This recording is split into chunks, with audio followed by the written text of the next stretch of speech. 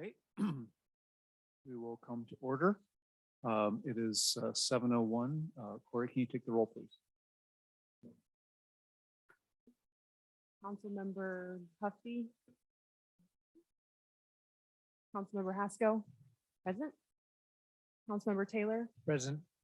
Vice Mayor Warnikoff is absent, and Mayor Alves. I'm here. Quick clarification.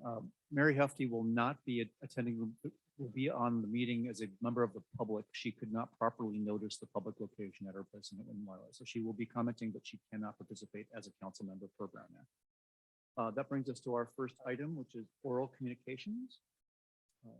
Anyone wants to address the council on an item not on tonight's agenda? Now is the time to do so. I see some hands up. Dale Fowl, go ahead.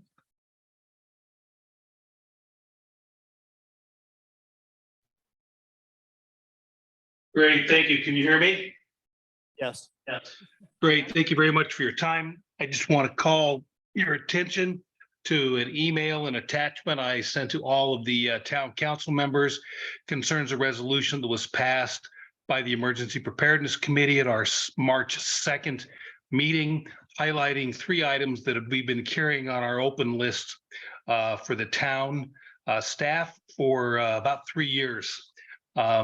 Number 1 is the movement of the AM radio from a private residence to Peak Lane at the water tanks.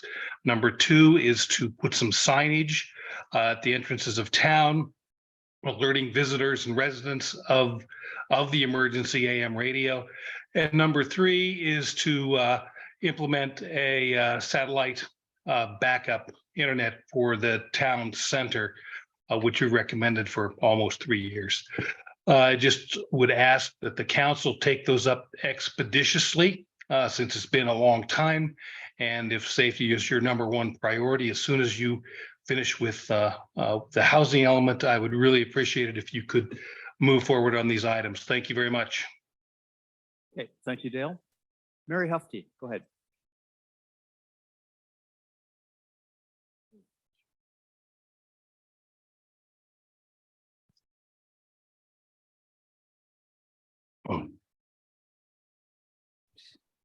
There we go. Can you hear me now? Yes. Thank you for understanding my not being there. I would very much like to be attending with you and working on these problems. So I had 2 things that I wanted to bring up in oral communications, and they are: 1, the consideration that perhaps we should not run the meetings as so long that public can't follow it, or at least have a vote from the council that you wish to extend deliberations after, say, 11. It's apparently done in other towns, and it seems appropriate that we not be facing big decisions without public input because of the hour alone, and also because of the hour not making us perhaps the best communicators that we should be. The other was that I was somewhat, it seems that the delay of revisiting the housing element by more than a month, seemed extreme, and that perhaps we could move ahead with the help of our consultants to at least become better informed and possibly to reach a conclusion without necessarily having Laura there, but if need be, but maybe that would show everyone that we were in good faith at trying to solve this problem in a timely fashion, as from residents to staff to the state. Thank you very much for your consideration of these things. Okay, thank you, Mary. Next hand up is Rita Combs. Rita, go ahead.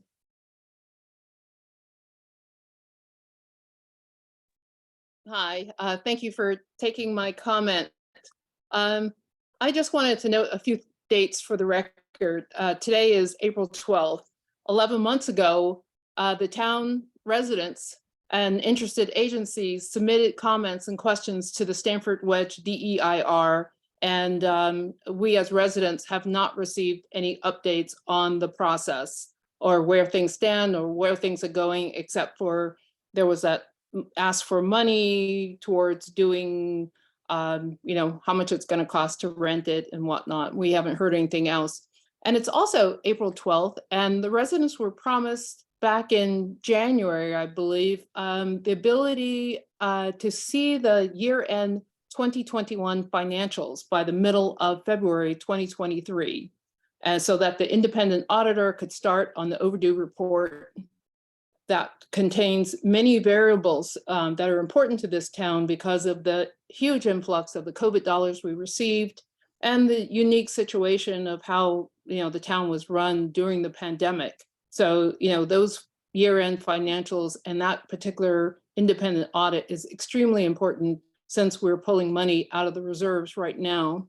And I know that there's work that continues to be done, and I really appreciate the town council's thoughtfulness at the last town council meeting on really looking at the issues concerning the housing element and the comments that were about the ISMND. You know, and the residents heard that. I heard that. I heard all the comments from each and every person.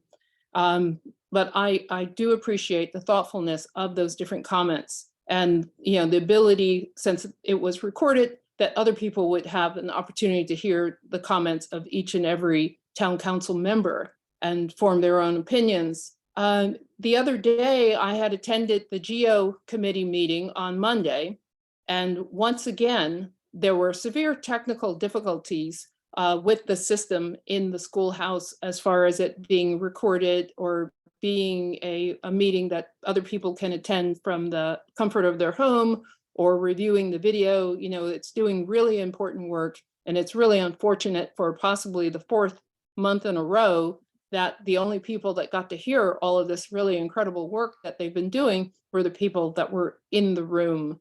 Although there were messages sent ahead of time for that, you know, to be fixed and corrected for that particular meeting.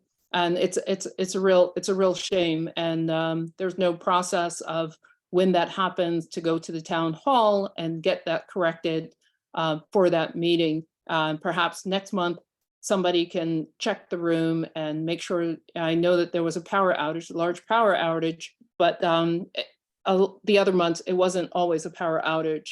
And so if that can be done, it would be appreciated by everyone, because it's really a joy to sit in that meeting and learn so much about our community, the unique geography and the flood plans and all kinds of stuff in our community. Thank you very much.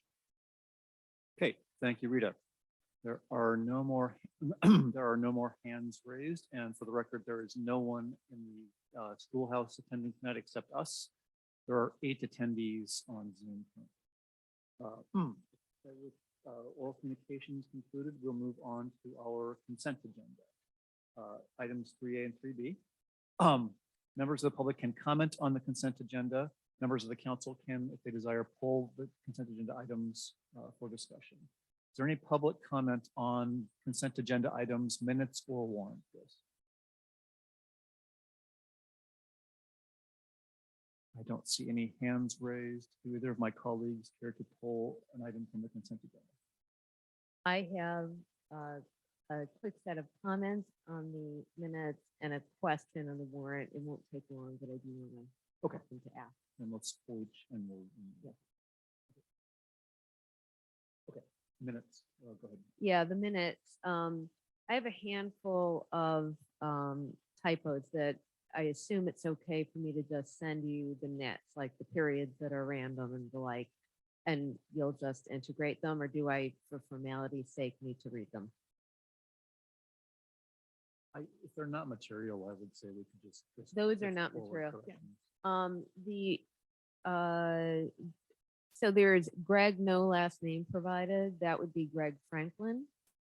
And Peter, no last name provided was, I believe, Peter Drager. And I'm not sure, Laura Cohn, you might want to check that spelling. And then on the action items on the page 2, it's Rita Gomez with an S. And the rest I'll just send you. Sounds good. Thank you. Craig, did you have any corrections or questions in the minutes? Not. Okay, in that case, I will take a, I'll ask again, is there any public comment on the minutes? Okay, seeing none, I will take a motion to approve the minutes as amended. So moved. Second, Roll call vote, please. Councilmember Hufty is absent. Councilmember Haskell, aye. Councilmember Taylor, Aye. Vice Mayor Warnikoff is absent, and Mayor Alves. Okay, motion passes. Warrant list, you had a question? Yeah, this is in the spirit of educating me on how to read these. There is, the Cotton Shire's expenses are high. It says PV safety element and PW inspection and map site. So can you just help me understand what those charges were February and December? If you know. Yes, so those are standard town geologists. Cotton Shires and Associates is our town geologist. They have a agreement with us, they've been with us for quite some time. So I could tell you about the public works inspections. So they do things for the planning department also, if they worked on the safety element. They also work on applicant projects at a charge. And then for the public works items, during the storm damage, we had them come and take a look at some of the landslides. And also for a resurfacing project, because it's on a hillside, we have them come and take a look at the roadway conditions and to see what we have proposed is correct. So it is consulting time for different departments. So is there a significance of PW inspection, PW map site? That's what it's noted as. Public works. Public works. Pub- yeah. Okay, so it's just a general term. Yes, Okay. so for Okay. the public works map site was most likely the storm sites and the landslide areas that we had Okay, on Upper got Alpine it. and Bearsley around town. Okay, thank you. The only other question, there's a $7,400 expense for emergency storm declaration on Alpine Road. Is that for a thing, or is that there's a cost to declaring emergency storm? What page are you on? Is it for the O'Nelson? Page 8 is WSOW. Yeah. Yeah. Yeah, Yeah, so that got put in as a description. It is for actual work that happened on Alpine Road. okay, But we put that in there so that when we apply for reimbursement, we can easily identify that it was for the storm declaration, emergency declaration that the state okay, declared. okay. All good. Those were my questions. Thank you. Greg, any questions? No, I'm good. Okay, I see one hand up from the public on this item. Rita, go ahead. Thank you. I also had a question about Cotton Shire's $64,101.17. And it has the different things on there, along with, I guess, their vendor number. But will that be reflected in open.gov, which projects, since looks like it's many different projects that it was worked on? Or is it just lumped in Cotton Shires with the vendor, to make financials easier for the future of the town? If it can be broken down by project, it will make it much easier to do the reporting at the end of the year. And it gives more visibility to the residents on what the money was spent on. Thank you. Howard, do you want to answer that? Yeah, so looking at here, it says February applicant charges. Those can be, I think for simplicity, it's on the warrant list as 1 or 2 line items because there could be 10, 20 applicants involved. And that's a pretty long list. I think if someone wanted to take a look at them, they can come to the town center and look at the individual invoices if they wanted to. But to put each, 10, 20 projects on each warrant list would be pretty long and also time consuming. So once again, the February applicant, those are the majority of the charges. I believe the smaller charges are the PV safety element and the public works inspections. And the public works inspection, those are very small in the hundreds and couple $1,000s. The majority of the costs, I believe, are going to be applicant charges. But the individual projects are in fact tracked in within those. The individual projects are tracked. And they are listed on the invoices too. They are not lumped together. So an applicant can tell what was charged to each project. Any other questions on the warrant? No, I just follow up. So just because, so in OpenGov, you'll see this 64,000 won't show up as one lump sum. It's going to show up in different categories in open.gov. Yeah, I believe so. Okay, because I think that was the brunt of the question that Rita was asking. So let's confirm, because I'm with her in the sense that I get your point about the warrant list, and we're just trying to say, okay, we see where the money's going, but at some point, when you try to look at budgets and stuff, you actually need to understand how much the projects are costing, not how much we're paying individual vendors. So I think it's worth following up to make sure that this stuff is flowing into open.gov the way we expect. Understood. Good, And thanks. I'll confirm that. I can only confirm what I actually see, and I've seen the paper invoices. Right, but I think it's probably unreasonable for all of us to assume we have to go back and look at paper invoices to figure out, kind of how the town spends its money, during a budget cycle. So definitely, let's just follow up and make sure that we've got some access to that information electronically. Understood. Great, thanks.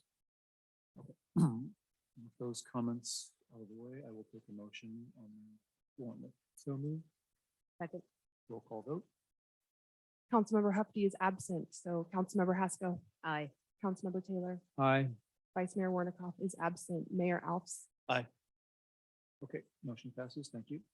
Okay, that brings us to our regular agenda and item 4A, which is the interview for recruitment for the town manager. Corey, do you want to introduce this, or Maria, or should I? Sure, I'm happy to.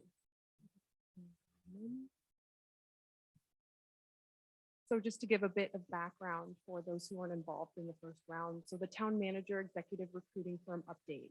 So through the town council subcommittee, which involved Vice Mayor Warnikoff and Councilmember Haskell, we submitted a request for proposal, or RFP, to perform executive search services for the recruitment of a town manager. It was created and released on March 10th to 8 executive recruiting firms. The proposals were due on March 31st, and the town received 5 completed proposals to review. On Thursday, April 6th and Friday, April 7th, the subcommittee interviewed each of the 5 firms that submitted proposals. Each interview was approximately 45 minutes long. After all the interviews, Vice Mayor Warnikoff and Councilmember Haskell reached a consensus of the top 2 firms, Bob Murray and Associates and Peckham and McKinney. On Tuesday, Bob Murray and Associates declined to move on to the next step of the selection process due to the capacity issue. However, both Vice Mayor Warnikoff and Councilmember Haskell agree and are confident that Peckham and McKinney are the best fit for the town's needs for this search at this time. So with us tonight is Maria Hurtado from Peckham and McKinney, and she's going to talk about their executive search process. And without further ado, Maria. So actually, before we start that, so during the interview process, who was doing the interviewing? Was it just the subcommittee? It was the subcommittee and myself just to monitor. Okay, for time. great. Thank you. Would it help if I Sure. provided a few comments? Yeah. So I've not been through this before. So for people who are curious what the process is, each firm was given a certain amount of time to just tell us more about itself. We were asking a lot of questions. We got a lot of good information, but we were prioritizing experience in jurisdictions either geographically close or in similar size to us, so that we are getting the benefit of networks and experience in our locale. We did explore a lot, and I'm sure we'll hear tonight from Maria about the process that they envision. But through each one, we said, what's your process like? What's the default? And what are some optional pieces to consider? And among other topics for the optional pieces are how to accommodate public input into the process and staff input into the process, because we want to get a lot of good feedback on what we're looking for and, just how the process is going to work. So I found it to be very helpful, and having 5 go through that with us, I know that we heard probably a lot of what Maria's going to present, but I'm looking forward to hearing her go over those points, and we really want to thank her for all the preparation that she's done. Thank you.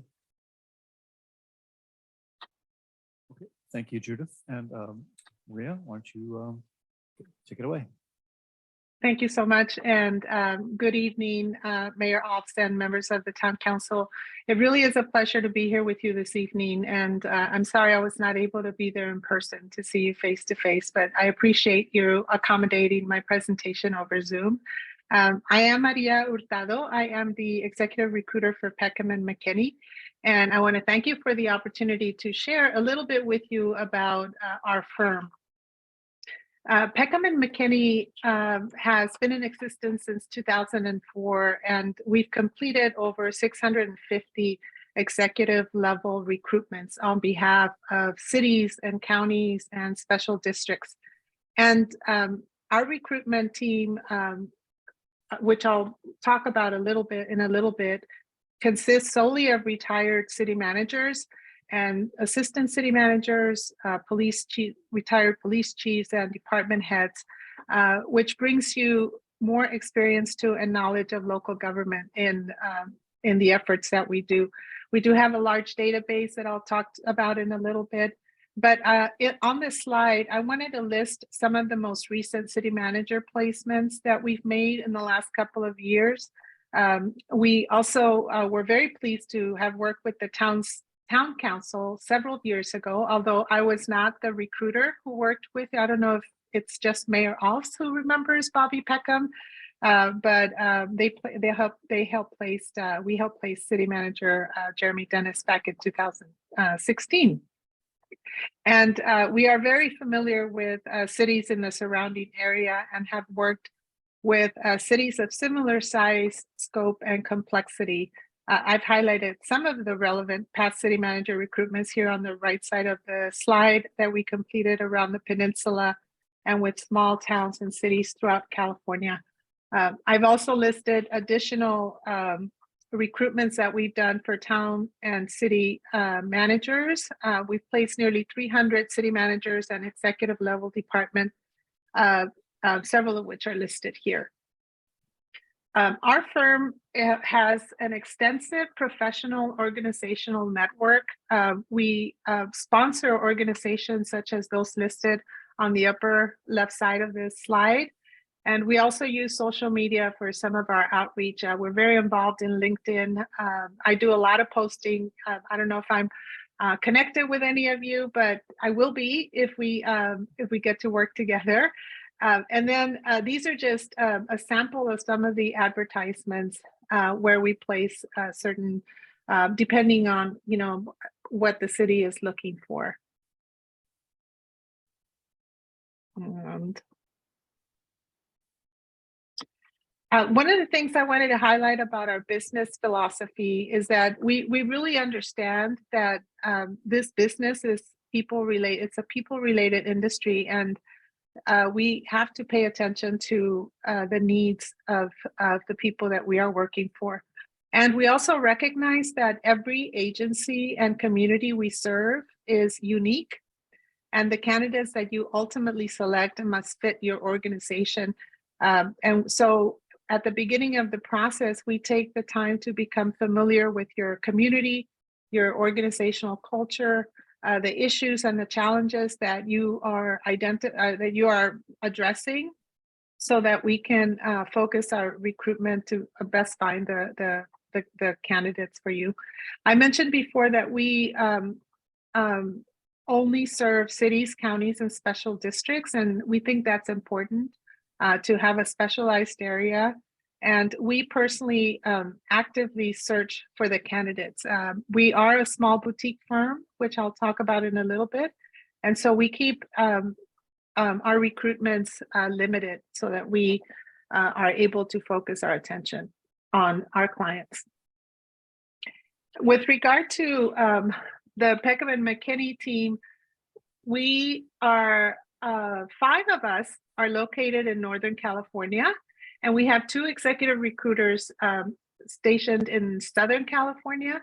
Our main office is in Roseville, And I personally live in the East Bay, so I am close to you. It would have been about an hour drive, I believe, if I would have gone over there tonight without taking traffic into consideration.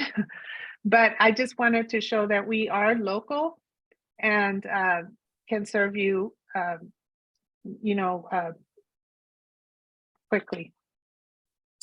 I wanted to introduce your recruitment team. I would be your assigned recruiter, and I would be supported by our graphic designer, Linda Pusilowski, our website and social media assistant, Rachel Moran. Joyce Johnson is our operations manager, and Taylor does a lot of our research, like she does some of our social media research when we present you the recommended candidates.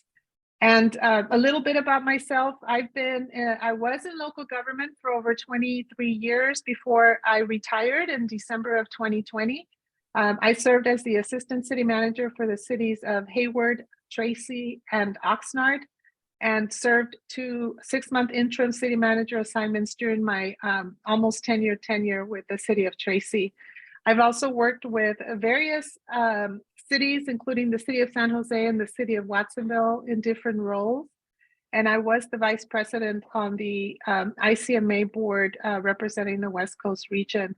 I'm also a member of several professional organizations, including MMANC and the Local Government Hispanic Network. And I say all this because, I think part of our effectiveness is the fact that we are very involved in the profession. I did want to spend a little bit of time on just explaining our recruitment process so that you know what to expect. Of course, all of this is on the proposal. It's on page 7 of your proposal, but I did want to break it down a little bit and explain that the typical 14-week recruitment schedule starts off with a kickoff kind of 2-week period where we start developing the candidate profile. On the one hand, I work with staff to develop some of the background information, but we do want to work with each of you to listen and learn what your desired background and experience and traits are that you're looking for the ideal candidate. Excuse me. We use this information to write up the section of the ideal candidate. So sorry, recovering from. And then we develop the marketing brochure and the advertising and recruitment plan based on that input that you provide. So that's really important. This is, I think, one of the important pieces of the work that we do, because it really tells us what you're looking for. And then once we have the recruitment brochure, we do our open recruitment. Typically, it's a 6-week open recruitment where we personally do our own outreach. We have as I mentioned, a large professional network that we reach out to. I do a lot. I'm on the phone all day long. I do a lot of calls. I do a lot of messaging on LinkedIn. The advertisements that we do, I shared some of the places where we place ads, and we do mailers to about 500 industry professionals that may fit your profile. And during this process, I provide you with periodic updates on where we're at with the application process, how many people have applied, am I getting any questions about, the city or the candidates? And most of the time, staff can answer some of the questions. Some of the times I can answer the questions, but there may be times where, I'll need to send some information to the council through whoever you designate as the point of contact. And so you will be informed throughout the process. Once the filing deadline closes, I screen the applications and I do preliminary interviews with the top candidates. The top candidates end up writing a supplemental questionnaire. They answer a supplemental questionnaire so I can provide you with additional information in addition to the cover letter and the resume that the candidates submit. And so when you receive your candidate packet, you will have not only the cover letter and the resumes of the candidates, but also their responses to the supplemental questionnaire. And this is, I think, a very helpful piece of our process to give you. It gives you not only a writing sample, but they go into more detail about, the reasons why they want to come to your town, and then also some of the technical background that they have. We typically ask that we normally do the recommendation of candidates meeting during a closed session. And that's when we review the packet and we meet with you to just discuss the recommended candidates. And during that meeting, our hope is that you select the top finalist candidates that you would like to bring back for the panel interviews. And the panel of interviews, I will provide facilitation for those interviews. And, in some cases, the cities may want to, or the towns may want to conduct a second interview depending on the candidate pool. And so that gives you just a snapshot of what you can expect during the recruitment process. I did want to also highlight that some jurisdictions like to do some community engagement, which are additional services that we offer. We can provide community surveys if you want them done in English and in Spanish. We can do that, and we provide an analysis with the results after we close the survey. We work very closely with the city and with the town council to distribute the community survey links to make sure that they get to all the appropriate stakeholders. And so in that regard, we would ask you to engage with us. So you can send the link out to your constituencies. During the community survey, we do ask questions at the beginning, are you a resident of the town? Are you a business owner? We also ask, do you work for the town of Portola Valley? And so that link can also be distributed to employees as one method of employee engagement. And when I give you the results of the survey, you will have what percentage of the respondents were town employees and what percentages were business owners and what percentages were residents of the town. Another option is to do a community forum. The timing of either the community survey or the community forum can be discussed with the town. Excuse me. And that can be determined at a later time. But I put here, some jurisdictions choose to do the community survey prior to completing the recruitment brochure so that we can add a little blurb in the recruitment brochure that after a community survey, the residents stated that they were looking for XYZ, or we can do it during the 6-week open recruitment period so to give the community more time to respond to it. With regard to the community forum, we would recommend that if you choose to do one, that we do it prior to the town council panel interviews. And it's very important, to, communicate to the residents that the town council really wants their input on what traits they're looking for in the next town manager, so that you can take that information and use it when the town council deliberates on the hire. I also included from the proposal, which you can find on page 8, is our proposed search schedule. This is a 13-week proposed search schedule that gives you the actual dates that we had proposed when we submitted, a few weeks ago. If we need to modify this, of course, we would, but that's what this looks like. You'll also notice if you have our proposal before you, you'll notice that the recruitment brochure samples that we included in the proposal all include the search schedule in advance, and we post it in our brochure because we want to make sure that both the candidates And the actual closed session dates are agendized in the town's calendar, so we can, all know what to expect, and the dates are secured. With regard to the cost of service, we stated that the fixed recruitment cost is $28,000, and in the proposal, we outlined what that covers, which is some of the process that I just went over.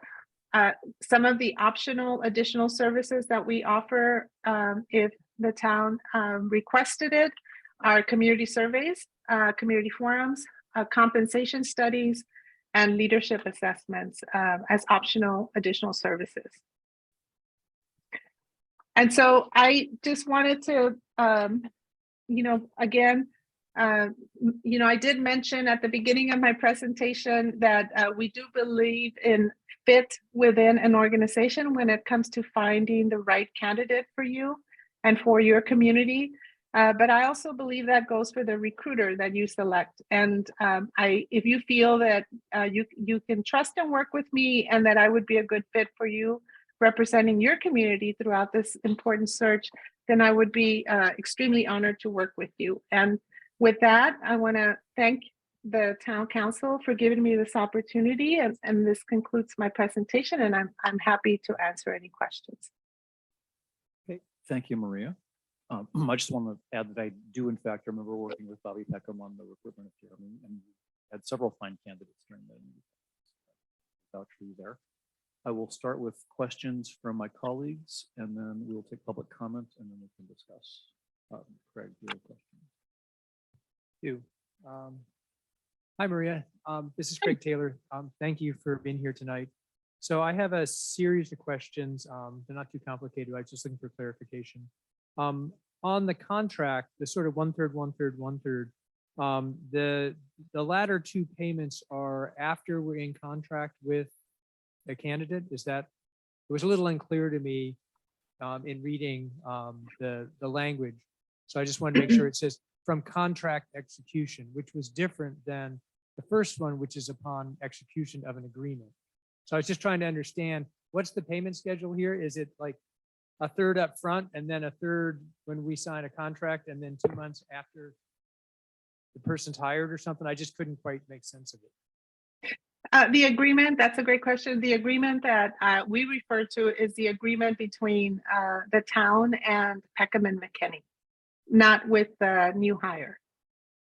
Okay, but then in the second one, it says the second payment is paid 1 month from contract execution, which is different than, is that the same thing? Which is our contract. The agreement and contract words were used interchangeably.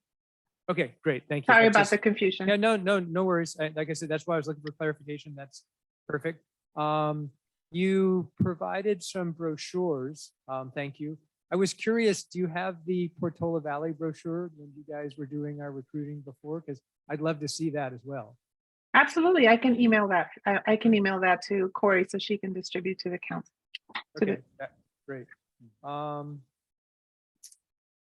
So then you talked about, it's possible to, pay extra to get a compensation survey, but I'm kind of assuming that you guys have a pretty good sense of what competitive salaries are without having a compensation survey. Is that correct? Of course. Yeah. Yeah, and the reason and that's a service we offer in general. I just listed the additional services that Peckham and McKinney. Not every community needs one. I did the recruitment for the Oakley city manager, and the council wanted to do a compensation study there, and so we did one there. For the city of Seaside, they wanted to do one, and most jurisdictions have, comparable cities that they already have. Usually it's a list between 5 to 10 cities. And so they gave us the cities that they usually do comps with, and we performed the task. But it's just those are just additional services that our firm offers. Right. Okay. Thanks. What's the typical tenure for a city manager? Well, it used to be, we would say it was 3 to 5 years, the tenure. people who stay longer it's an exceptional relationship between the board, the board or the council. It's, with COVID, I was going to do a presentation on labor markets, but I thought, that's a bit much. I tend to get carried away with my PowerPoints. I love PowerPoints, but really, in the last couple of years, if you notice, there's a lot of things happened, and you're seeing a labor and skills shortage because of the baby boomer retirements, and there's also just, I think with COVID and 19, it really has caused people to just reevaluate, things. So there's been a lot of changes. So we think that, about 3 years has been the average lately in the last couple of years that we've seen. But normally it's about a 5-year tenure for our city managers. Of course, we've done placements where city managers have lasted, well, Jeremy's a good case. How long have you been there? 7 years? 7, yeah, exactly. So. Yes. Yeah. Okay, great. Thank you. And that sort of dovetailed into my next question, which is, what's the current climate out there for hiring town managers? Yeah, and that's part of what we spoke about in the ad hoc committee last week is because if cities and jurisdictions understand the changes in the labor market, then your expectations are going to be adjusted. And some cities who still think they're going to get a city manager with 10, 15 years of experience, that may not be the case, because there's a lot of retirements happening. What you may get is either a first-time city manager that's wanting to, that's ready to take that next step, or you might get a city manager that has just a few years under their belt, but not a long tenure. So that's really been the case, is that it just depends on the community, and it depends on the candidate pool and why they're wanting to join that community. Okay, great. Thank you. And then I guess my final question is, it's been suggested by some people that the town could be a difficult place to work. I mean, we've certainly, with COVID and with the housing element and some other stuff, it's certainly been, more contentious politically than certainly in the past. I'm wondering what your view of the town is from the outside. Well, some of the barriers for candidates anywhere in the peninsula, not just with the town of Portola, is the cost of living. And I think that's the case for all of California. So the cost of living tends to be a barrier, especially with jurisdictions who require residency. I think I remember the ad hoc committee telling me that the town of Portola does not require. That's of course, correct. you would do like not. that, but yeah, and so that helps. The salaries, it's always a salary and benefit, especially with the change in CalPERS. Is always, a consideration for candidates. But I must say, at the city manager level, folks are leaving organizations and more importantly, wanting to join organizations because they see a potential to make a difference and to have an impact. So the various types of projects that you have and the challenges that you face, city managers, they're just built that way. They want to help realize a strategic plan for the council, or they want to have an impact in the community. And so you have some projects that will attract some candidates. But on the other hand, they also want to join an organization that demonstrates.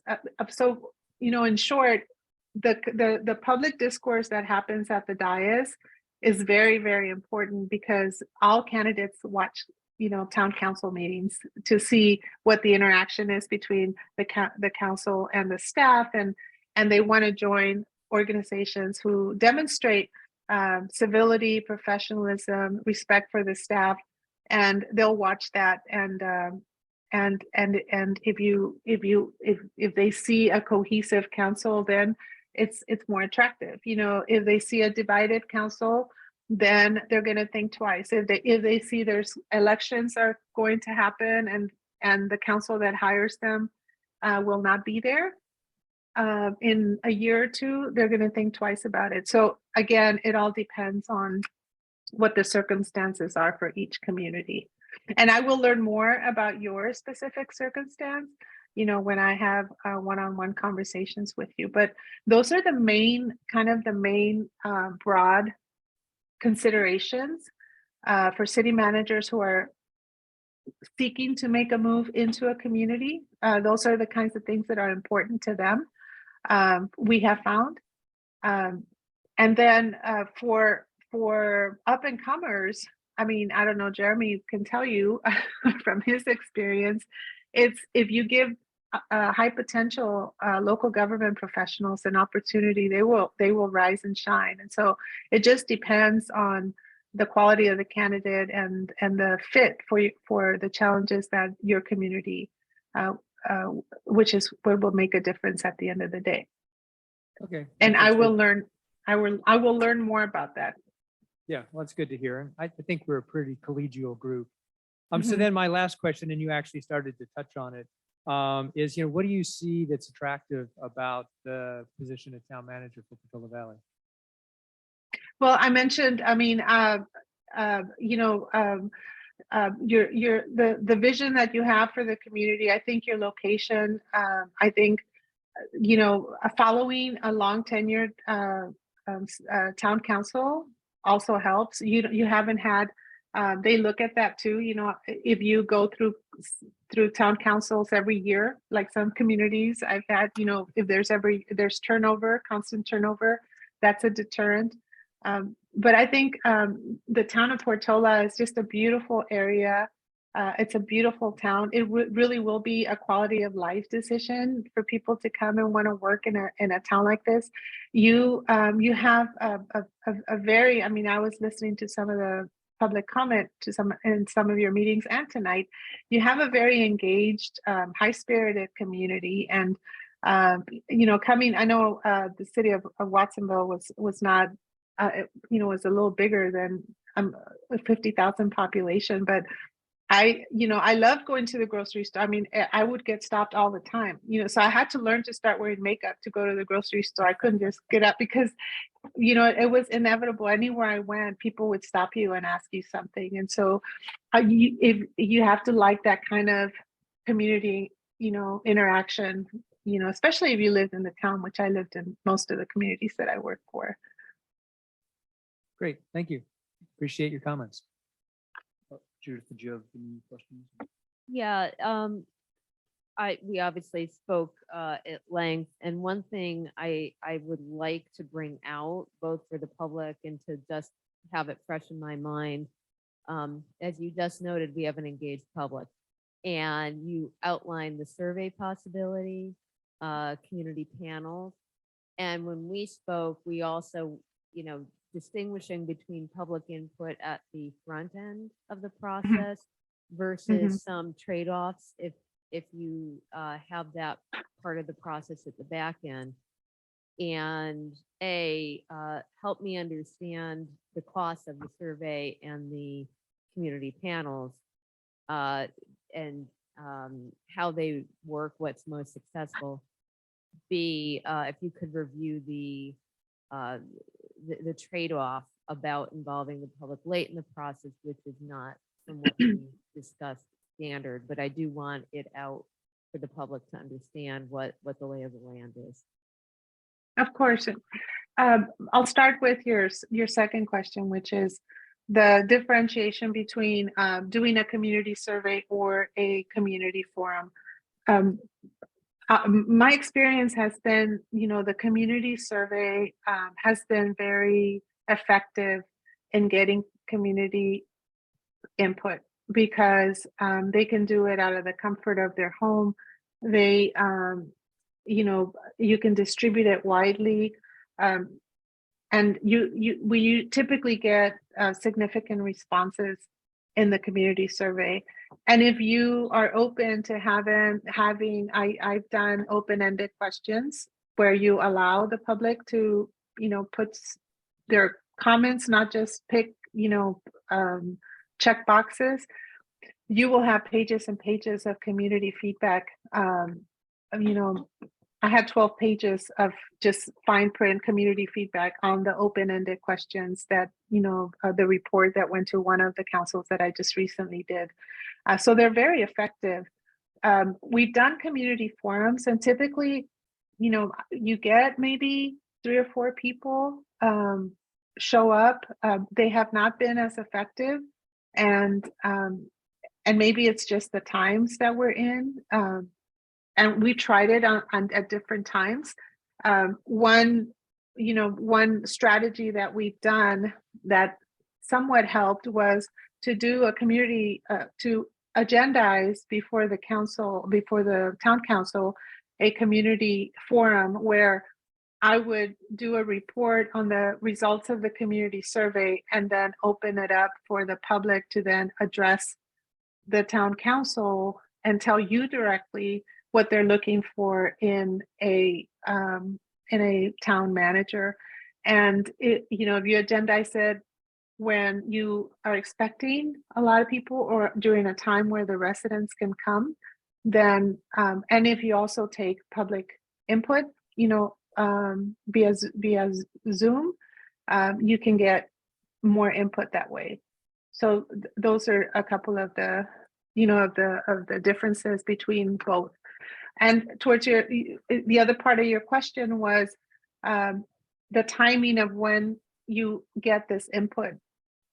Doing it either before we do the recruitment brochure is effective if you want to include a paragraph in there.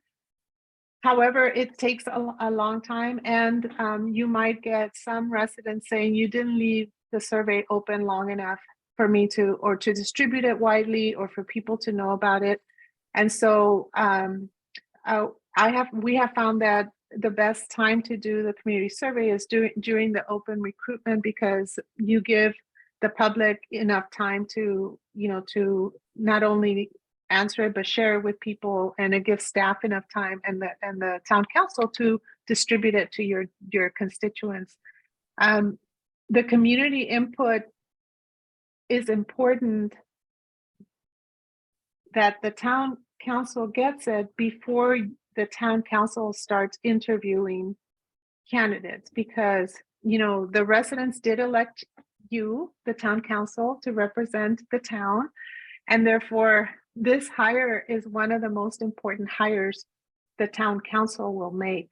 And so by having community input, so you hear what they want, and you taking that information and considering it, keeping it in mind when the 5 of you end up hiring your employee, I think that's the best marriage of community input and the town council maintaining the responsibility that they have, which is hiring, is very important. It's the most important hire you will make during your tenure as town council. So That's Does really that- helpful. Yeah, there were a couple follow-ups. One is the benefit of including a paragraph in the brochure. It sounds like it's just a paragraph and it may not actually move the dial for candidates very much. So is it a true assumption that that delaying the process to get that input at the beginning may not actually be worth the time at the beginning, that you might, it's better to get the brochure out more quickly without that paragraph? Or do you find that candidates look at that paragraph and go, oh, this works for me, or it doesn't? How do they view that paragraph, if it's included or not? They mostly they're very much interested in what the community's input is. But just so you know, I share that with each of the candidates that I speak with.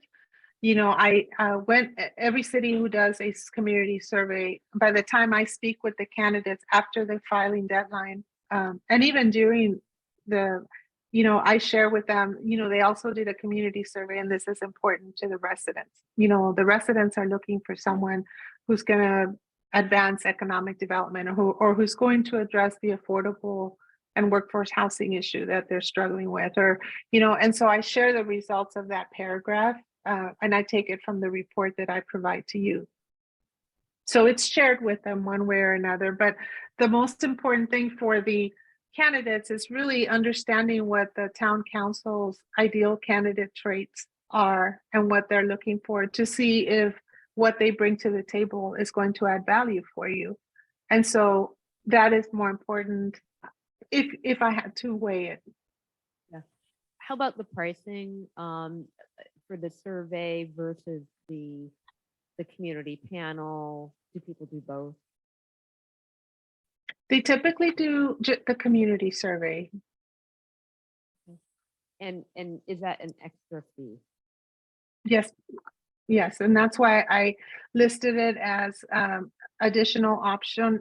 On my PowerPoint presentation, our fixed recruitment fee is $28,000, but we do offer optional services for additional costs upon request. And the 4 that I listed were the community survey, or a community forum, or a compensation study, or a leadership assessment. So that would be an additional cost.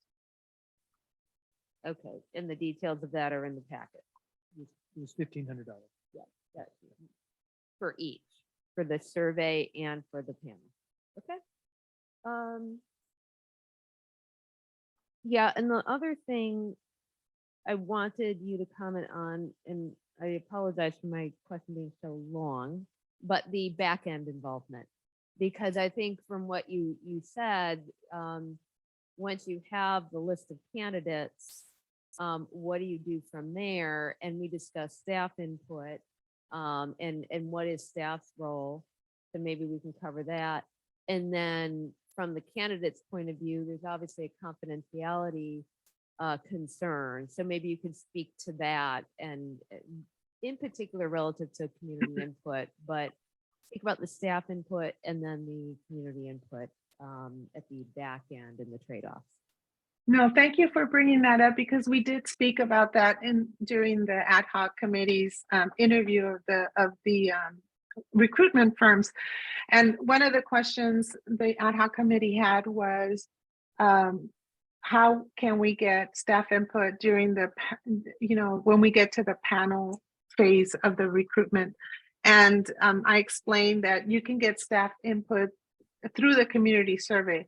Some jurisdictions like to have the executive team involved in interviewing the top 2 or 3 candidates. And so if the town council chooses, we could have a executive team panel at the tail end. Obviously, we would want, and we have forms for this, we would want them to sign a confidentiality, agreement, because the confidentiality of the candidates is very, very important to them. Because if you think about it, many of them have not spoken to their community, and it's very harmful if their name gets out before they have the opportunity to speak to their bosses, and so confidentiality for candidates is very important. So we would talk more about that later, but you could have a department head or a leadership team or executive team panel, and we could structure it where we could do simultaneous panels, or we could have the executive team interview the top 2 or 3 candidates, and then they can debrief with the town council, and then they can go on their way, and then the town council can then interview the candidates, and then they have that input in addition to the community survey input, and then they have a lot of information to deliberate the candidates once they choose who to do that, who to hire.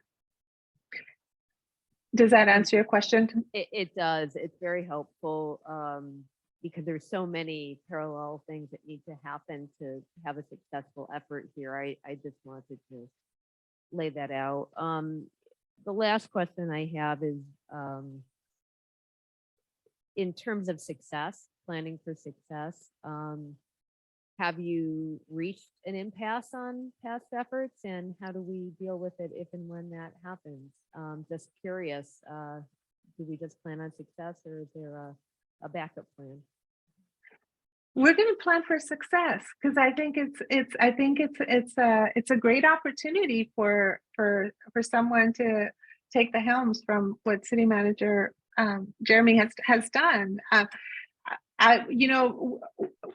We will, throughout the process, as I mentioned, I will be communicating with you through my point of contact. If it's going to be Corey, I usually draft an email and then she forwards it to the whoever you designate as the point of contact. Typically it's someone from HR, because there's a lot of logistics, that need to happen.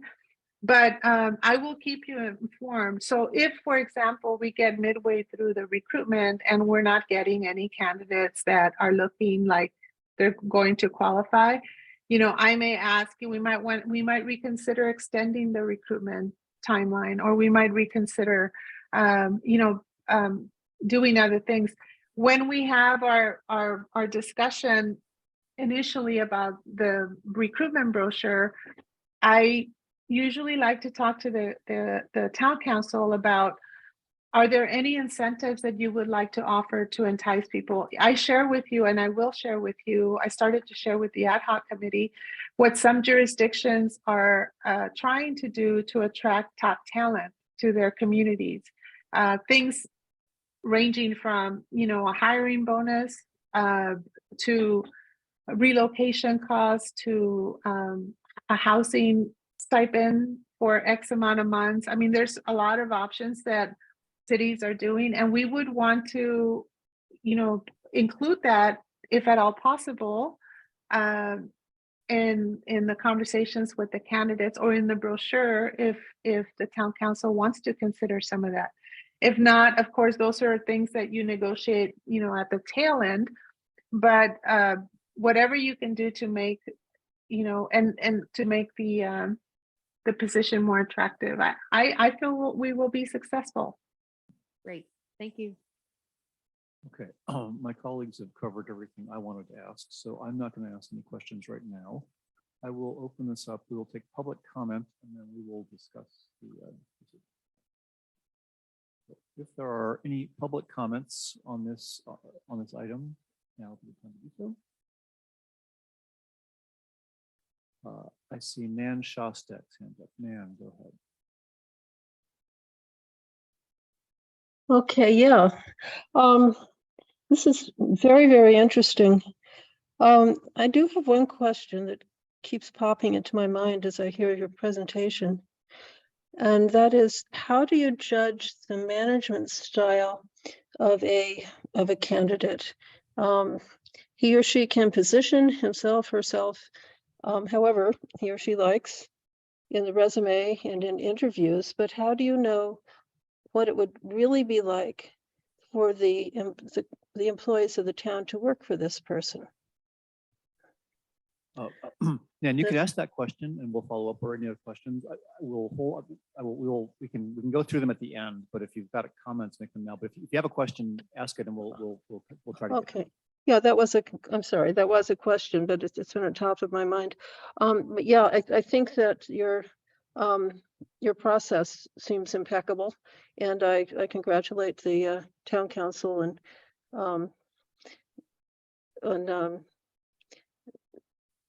well, I don't know where you are exactly in selecting the recruiter, but I think that the Maria seems extremely qualified. She seems to understand the town, and I think that's perhaps half the battle here.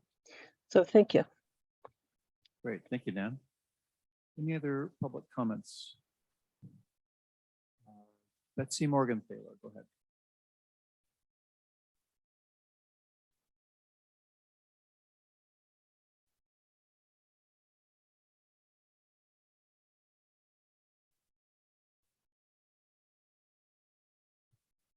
Betsy, you might need to unmute. I'm so sorry. I'll begin again.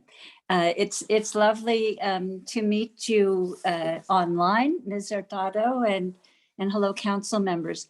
I am particularly interested in the process that you so beautifully defined, but in this day where in 5 easy minutes I could be at town hall, I'm electing to stay at home. I did want to ask your how you're going to feather in in-person interviews, and particularly if we're going to have an executive team approach and an in-person opportunity for people.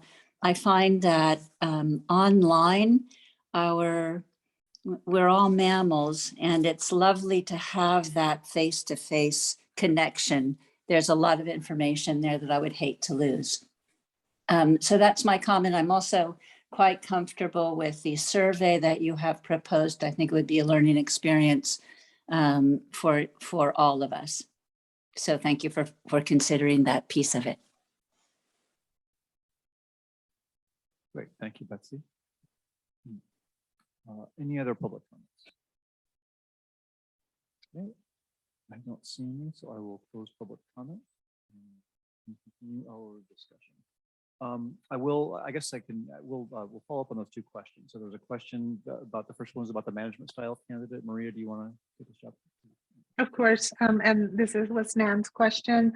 I think she asked how I evaluate a candidate's management style when they could potentially present anything and we not know, and that's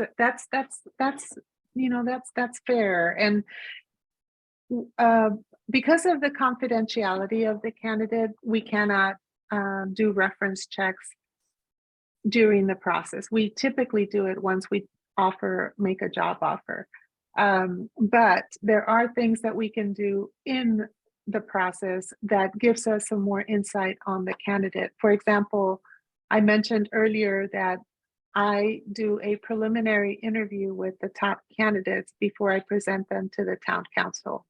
And in that preliminary interview, I dig a little deeper than what their cover letter or their resume say. I ask them what their leadership and management style is. I ask them to give me examples of a difficult situation that they had and how they handled it. I asked them, I asked a lot of questions.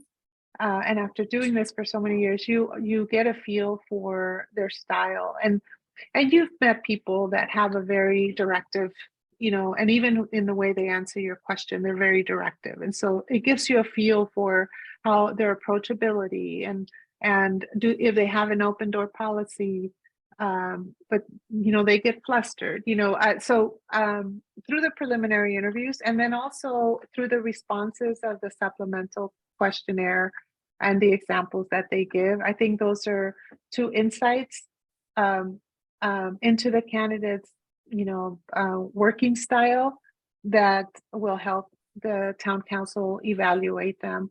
And I agree, once you do the panel interview, interacting with them will also, and the way we formulate the questions will help the town council determine that. And then at the tail end, of course, we do reference checks, and we also do a social media research on them before I present them to the town council. So hopefully that answers your question. With regard to, may I go, Mayor, may I go? The second one was in-person interviews. Right. And this was Craig's question in the process. That the town council will decide once I meet with them, they will determine whether we want to do in-person interviews for the panel. Some jurisdictions choose to do Zoom interviews with the top 4 and then bring in, the top 2 to do in-person interviews. I'll just have to see what the town council's desires are, and then we structure it that way at the tail end. But yes, you do get a different flavor for people when you're seeing them face to face, even though you may not be able to touch them. Agreed, thank you.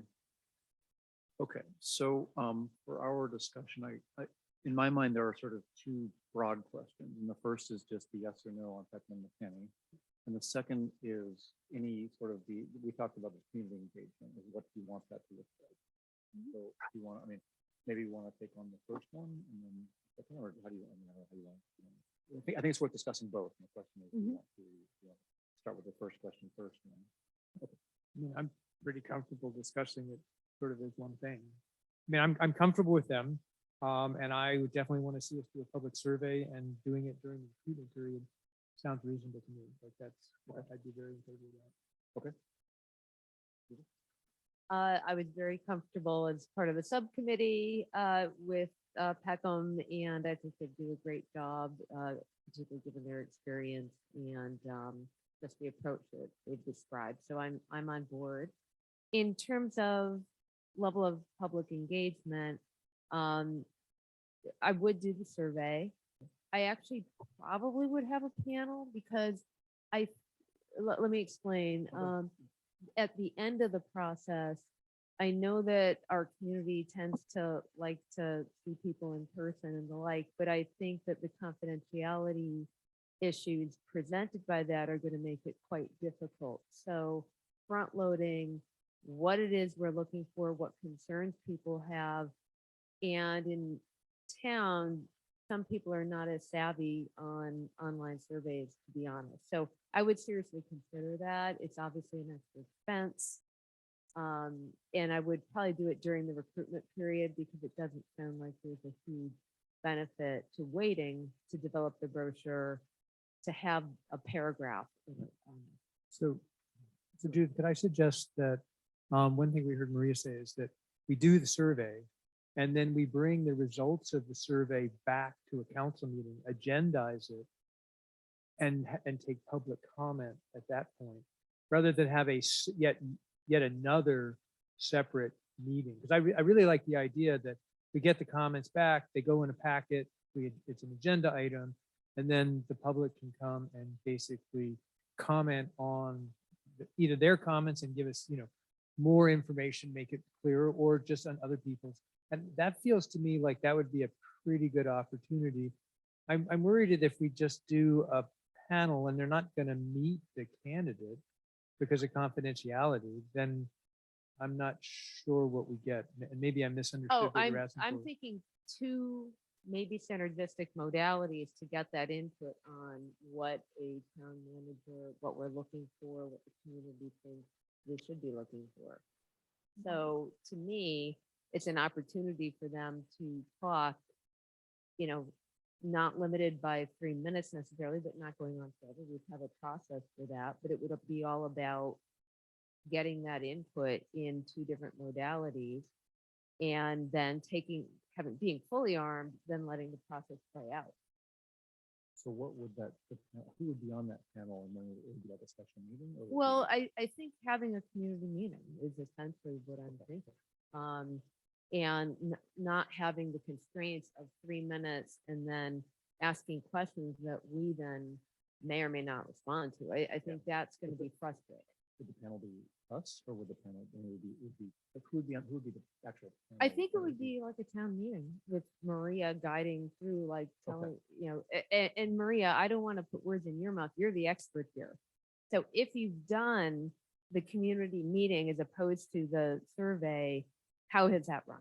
And how would you recommend it? I think I heard a little bit of a hybrid there, that before a town council meeting, we would have a open commentary that's guided presumably to seek the input that we should be aware of, but it wouldn't necessarily be an agendized item, is what I heard. But you tell me what you were thinking. No, I think the other, the mayor and other council member mentioned it is what's been effective is you agendize the results, but mostly you're agendizing it to publicize to the people, to the residents, that the council is having a community forum to hear your thoughts on the traits that you want in a town manager.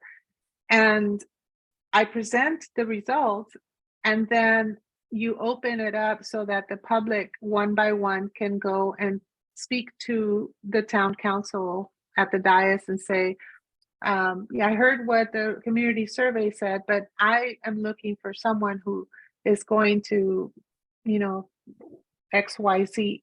And it gives the public an opportunity to speak to the town council directly during we would call it a community forum work session. I don't know what we would work with staff to agendize it and publicize it. And the key to that is publicizing it way in advance so that the public knows when it's happening. And if they choose to come in person, they can address you in person during that agendized item. Or like, Nan who left already and Greg they can address you via Zoom. I mean, you would have public input, allow it both ways. So on the survey, you said you get good results. What percent? Yes. What's the range of percentages that you get? Well, it's hard to tell what percentage to the population you mean but I'm doing one for, for Napa County right now. We have several hundred respondents already. And the one I did for the city of Oakley, we had about 300 and some respondents, which is very high. It's very high. But the key is how do we distribute it? The key is on the front end, identifying who are we going to send the link to, engaging the town council, you posting it in your social media, you sharing it with, because your community more than I do. And staff, staff typically has a list of stakeholders when they do public, I don't know if they've done general plan meetings we have ways to not only put it on your website, but put it in the town's social media outlets. We would have an outreach strategy to make sure we put it out there, as wide as we can. Maria, could we distribute hard copies of it in case some people, I mean. Absolutely. Yeah. I can do a hard copy and give it to staff, and we can put it, you all can decide where you want to place it in your.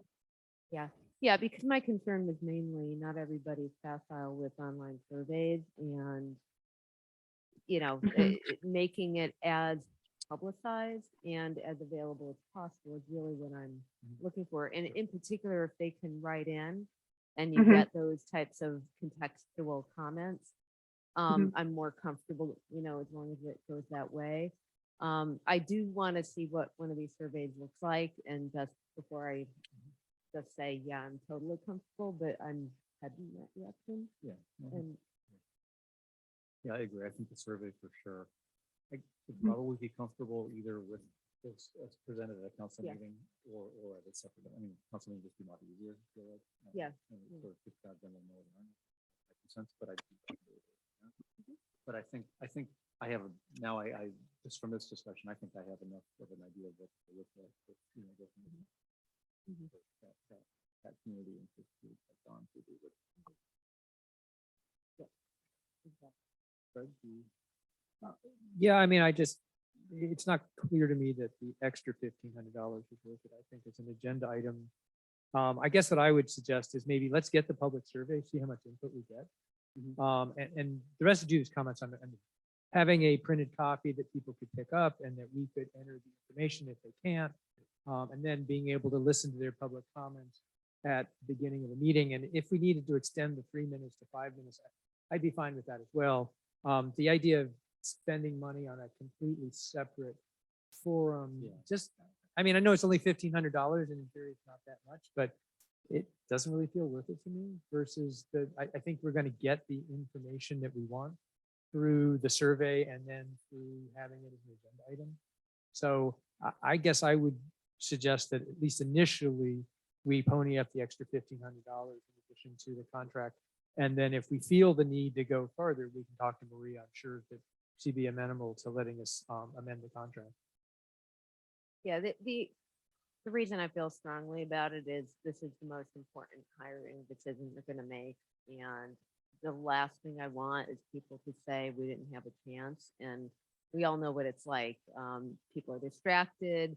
We're really going to have an advertising campaign that we want your input in order to make it work. And I do think different people are going to be more and less comfortable and feel more and less heard in person versus a survey. Everyone's a little different on what they personally react to. So that's the reason why I'm erring on that side, but we can wait and see if that's recommended. Yeah, we can once we always get do more that. info. So I think what's taken shape here is we will enter the agreement for the amount that they've asked, and then we will, for the moment, we'll add on at the end of the survey with the idea that we could in the future. Add that form if we felt like we wanted. Yeah, we just have to be clear what the decision point for making that, Yeah. when that Maybe is. when the survey- Yeah. And then one other question. So Maria, in terms of the survey itself, how do we work with you to put together that survey? Because I think that's the other thing that would be critical, is making sure that we get the right set of survey questions. I can send, well, so far, Corey has been my point of contact, so I can send her a sample survey with the questions tailored to you. And then and she can pass it on to the town council. And then once you approve it, one of the initial things that I will work with staff on is scheduling one-on-one Zoom calls with each of you to develop the ideal candidate section. And I can also share it at that time, and you can give me feedback. So you'll have it 2 different ways. So would it make sense to have a subcommittee to basically work with Maria on the survey? I mean, I think everybody should get to see it, but I'm just worried that if, We don't want to cover it. More council. well, that was my concern. It seems like we want to move at a pace here, so. Agreed. Yeah. I think that's- Yeah. Would you be willing to continue? I won't nominate her in absence, but would you? Yeah, I'd be happy to, since I'm reasonably familiar. If that's all agreed on that, The only other thing that I heard is a compensation survey, and I don't think we have to discuss and decide that tonight. But because it is going to be a competitive market, we should start thinking about what it is. Because if she thinks that the brochure, including some of the degrees of freedom or the correct range, because I'm looking at these samples and they have specific, when and how are we going to come up with those? of compensation. Well, compensation, do we want a survey? What is the compensation we would put out there? And are there other enticements, as I'll call them, given the tough market, that we should work with Maria to define? I don't know what they are, but that's a question. If it has to go into the brochure, we have to answer. And then, I heard compensation survey, I started thinking about that, and I think we're talking about something very different than a formal compensation. Talking about compensation, talking about compensation, like a research project where somebody goes out and looks at something. Well, Maria mentioned that she can do those as an add-on Right. service. I don't know if we need it, so that's a discussion point for the Yeah. 3 of us. My first thought was, Okay. Right, but the second part is the enticements, which is, I mean, Maria mentioned hiring bonus, relocation, housing supplement. And so I guess the question would be, how would we come to some kind of agreement? So I don't know if the subcommittee could talk to Maria and then bring it back. I mean, obviously, I do feel like that's something that the entire council will have to make a decision on. Mhm. If I may make a suggestion, Mayor, typically compensation is a closed session item and so, if I can work with staff to schedule a closed session where you can talk about options, when your calendar permits, and that way you have the full town council there and you can expand your conversation. Yeah, that's okay. So I think we don't need to use the subcommittee. We just use a closed session for the enticements. That makes sense to me. Okay. So I move that we accept Peckham and McKinney and that we engage in the public survey as an add-on to the, And I don't know if it's needed, but just a point to evaluate whether or not to have a panel, community panel as, after we understand the survey. after Sure. the- I would Okay. accept that Yeah. as a friendly amendment. Yeah. I'm Today. Sorry, I didn't do No, that no, properly. no, that's fine. No, Yeah. that seems perfectly reasonable. Okay, I'll second. Roll call vote. Councilmember Hefty is absent, so Councilmember Haskell, Aye. Councilmember Taylor, Aye. Vice Mayor Warnikoff is absent, Mayor Alves. Aye. Okay, thank you. Motion passes. Maria, congratulations. We'll look forward to working with you and we'll be in touch soon, I'm sure. Thank you so Thank you much. for being I here look tonight. forward to working with all of you. Thank you. Thank you. Item 4B, which is our Founders Award nomination. Yes, so similar to our process for the nomination of Sue Crane, we have received a nomination supported by 3 letters from members of the community. Nancy Lund nominated Gary Nielsen and Nona Chiarella. Will Patterson and Kevin Welch filed letters in the packet supporting Gary's extraordinary contributions to our town. They are listed here. There are actually too many to read, so I'm not going to. I spoke to Gary to confirm that he was prepared to be nominated this evening. And he said he just kept thinking, like somebody prompted him about what he did in that year and that year, and it just started getting longer and longer. And it's the kind of thing that we love to see with is somebody who's just so engaged. They're kind of forgetting what they've done before, and when they come to list it, it's just very impressive from the ASCC to the town council and being mayor, to Blues and Barbecue, which predates me, but was an event that was quite widely advertised when I first moved here. Yep. And he's just made such enormous contributions to the town that Sarah and I wholeheartedly support him being brought forward to be nominated and recognized with the Founders Award. So, any questions? Questions, right? No, I've worked with Gary. I think it's great. Oh, yeah, no, Gary's a fixture. You know, he's been doing it as long as I've lived in town. And so I'll take, is there any public comment on the nomination of Gary Nielsen?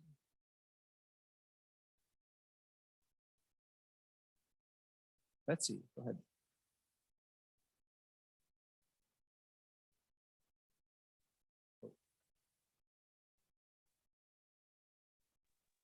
She need to unmute. Yes, I'm with you now. I'm wildly enthusiastic. I just find Gary's professionalism as outstanding as I've ever found. Patient, wise beyond his years. So we would be so lucky to have him for as long as we can keep him. And so thank you so much for what a wonderful nomination. Thank you, Betsy. Any other public comment? Okay, I do not see any other hands up. So discussion, or I would take a motion to accept this nomination. So moved. Seconded. Roll call vote, please. Councilmember Hefty is absent, Councilmember Haskell, Aye. Councilmember Taylor, Aye. Vice Mayor Warnikoff is absent, Mayor Alves. Aye. Thank you. Thanks for the work on the nomination. And, Quick follow-up in terms of logistics on an actual award. In one of our council meetings, we're trying to coordinate for Sue Crane. I believe there's a date in May that was set. We should check. But would it make sense to do both on the same evening? We should work out with both of the recipients what would work for their schedule. Might be a fun party to have at one of our meetings. So it may be, Howard, if you can reach out, or I'm happy to check schedules as well, but let's just make sure we do that if we can. there was some logistics around, you know, plaque made and everything, and things that could be taken care of, Exactly, but those- exactly. but yeah. Understood. Right, but I would be supportive of basically awarding the plaques in the same night. I think that seems great. Super. That brings us to item 5. Liaison committee and regional agency reports, they are listed in the packet.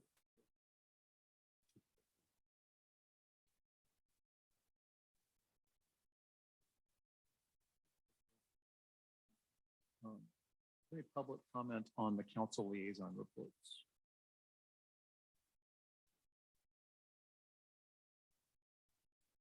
Okay, and that brings us to items 6, the town manager update. Howard. Thank you. And for those online, this is Howard Young, interim town manager. I got 6 items here. I just wanted to briefly go over. A couple of weeks ago, we had 50 third graders from Armandale come visit the town center. Hosted, they asked permission via the mayor, Jeff Alts, to host it. They came to actually learn about our town government. And, so we toured the community hall, the courtyard, the emergency supplies, and came into the schoolhouse where they pretty much filled all the seats and asked dozens of questions of all of us, specifically to the mayor, on how the town is run. They really liked the tour, and surprisingly, this week we had a huge envelope of 50 thank you letters, and they were very detailed with colored pictures, thanking us and what they learned and what they saw. So it was really fantastic. Yeah, the third grade teachers at Armandale arranged this with me, and it was great. I think I answered questions for an hour in here. It's some pretty hard hitting questions. It's like I shouldn't be surprised that the kids here are smart and engaged. It was fun. Yeah. Thank Howard and Corey for being there. Great. But did you sign them up for any committees though, Howard? Come on. I think you did mention needing some help in offering community service hours. One of the neat things is we have a donor bench for those that donated to the town center, and some of the kids actually recognize the names as their grandparents. Wow. Oh, that's very cool.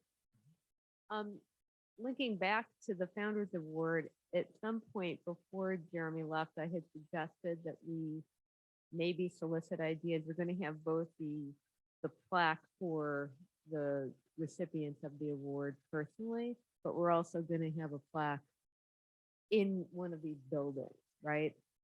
And it might be a fun project to see if there's like conceptual designs that might come from school attendees. I think that could be a lot of fun. And then the Arts and Cultural Committee might be able to help us translate that into something. The second item is we had a great monthly meeting with the Sequoias. Councilmember Craig Taylor was there, where we kind of updated them with some operational items that we're doing around town, storm items, fields items. Item 3, just wanted to let everyone know the fire mitigation work that continues.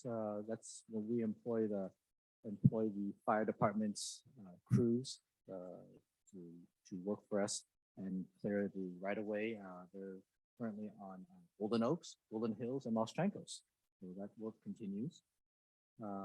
Item 4, sheriff contract. Cora and I will be meeting this week to start discussions with the sheriff. So more to come on that. Just want to let everyone know that's going on. The town clerk update. There were some questions at the last meeting about that. So the assistant town manager Corey got a consultant town clerk for now, starting next week. And while we're still recruiting for the permanent position, there are some things that's going to be handled internally by staff, Corey and her staff. And so if there's any town clerk questions, you can direct them to Corey. Item 6, the annual budget season is here. So one item I wanted to mention is in discussing with the finance director, Cindy Rodas, and other staff for the upcoming budget year 23-24, due to resources and software issues, we want to roll over the current budget with some adjustments for known projects such as the street resurfacing and sheriff services, and then update the budget in the fall. And this is something that we did during a COVID year. It would allow us to more time and also allow us to finish our priorities and also for the new town manager to provide input into the budget also. We will speak with the finance committee chair about this proposal also. If there's a strong opposition to this, please call me individually, as we can't discuss it right now. Otherwise, we'll proceed. And we also did consult with the town attorney, Cara, also concerning this. So that is my report. If there's any questions, let me know. So, I mean, could you elaborate a little bit on the last one? So we wouldn't have a budget until sometime in the fall? Or we just run with sort of a kind of the budget we have now, and then we can potentially replace it with a more full budget in the fall? Is that the idea? Correct, yes, the latter. I'll probably call you to understand that in more detail because I am a little confused on it. I get the general concept. I emailed you earlier, but I'm booked to talk to the Trails Committee and you mentioned priorities, and I don't know if we captured in writing this year's priorities from our council meeting a month ago or more. So if you could help me locate that, if there is anything written right now, because we're being asked to talk to those priorities.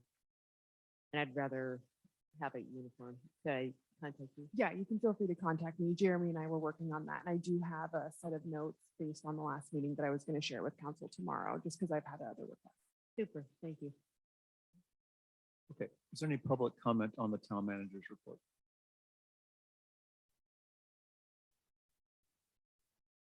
Okay, Jane Wilson has her hand up. Jane, go ahead. Good evening, Jane Wilson, 557 Cresta Vista. I'd like to ask about the town-owned eucalyptus or the eucalyptus that are in the public rights of way, because I am concerned about the number of eucalyptus trees we have in the area.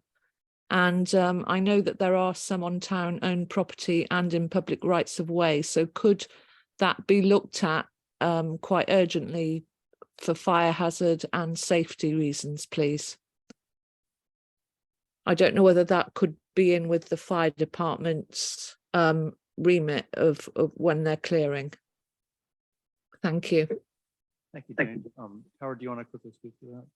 Yes, so last year, the fire department and the town went through the town's right-of-ways to identify specific trees that should or should not be removed. I understand there's a concern about eucalyptus at the moment due to the one in San Mateo County, unincorporated San Mateo County, that caused a fatality. So we do actively look at our roadsides every year. I know that there are, but we will be concentrating and budgeting for trees that the fire department has identified. So I hope that answers that question. It is something that we are actively working on and progressing on, and also has to fit the budget too, because each of these trees could be, $5,000 to $10,000 to remove per eucalyptus. And our tree budget is fairly small in the $50,000 range a year. So it's a larger conversation of identifying the priority trees, whether the eucalyptus or oak trees or pine trees, and identifying those and putting them in priority and then budgeting for them. So I hope that answers that question. Can I add to that? So at the emergency preparedness committee meeting, there was a discussion about this, and there's actually a list that was put together by a resident, which is, pretty comprehensive. And I don't know if you have that list or not, Howard. If you don't, I can send it to you. I don't have the list, or I don't have it on the top of my head, but the list that we have is something that we worked with Danny Dempsey and Don Bullard. Okay, well, I'll send you this as well, and maybe you can compare it against your list. Okay, thank you. Okay, there are no other comments. Motion to adjourn, could that be possible?